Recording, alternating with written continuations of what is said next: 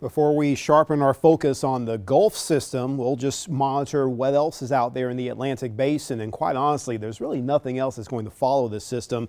A frontal zone, a trail, a string of moisture across the open Atlantic, and those waves that were in the eastern Atlantic still kind of holding together, but they're kind of broadened out and they're running into faster winds in the upper parts of the atmosphere. So there's not going to be anything forming from those anytime soon. But it's our own moisture source in this very raggedly formed system. That's why it's not a depression or a storm, because it's all a technicality. You need a closed low pressure circulation with clouds wrapping around it. We just don't have that with the system. But with the overall dynamics that are in place, that can create tropical storm-like conditions for the central Gulf region. And that's why there's been a lot of emphasis on that as far as tracking it with forecast cones and especially trying to figure out where the heaviest of the rain will be. And still the projections show the heaviest and maybe the highest risk for flooding rains will be across areas from the western panhandle through the Mississippi Gulf Coast and then maybe stretching across the I-65 corridor. We're kind of on the eastern fringe of that rain shield,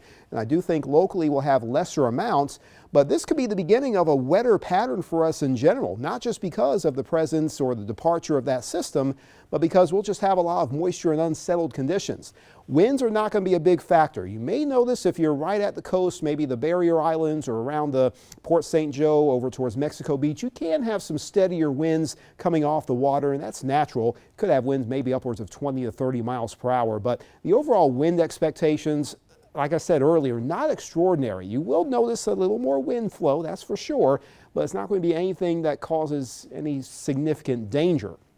Locally speaking, when it comes to those gusts, those fast-moving blasts of air, not incredibly fast either. Maybe gusts upwards of 25 miles per hour, and then closer to where the central low goes across Alabama and Georgia, you could have some stronger gusts with that, and maybe that could kick things up again for the wind gusts on Sunday across interior South Georgia. But overall, this is going to be primarily a rainmaker, and we'll have to monitor maybe for occasions where a few of those areas of rain bands can move and maybe cause a brief tornado. But it looks like that's going to be a low-end risk as well. Here's the rain forecast in focus with the showers maybe a little more steady and continuous the more west you go, scattered as you move towards our southeastern Big Bend areas. And then later in your Saturday, that's when there could be at least a little more potential for one of those brief spin-up tornadoes. And it still focuses mostly on the Chattahoochee Valley.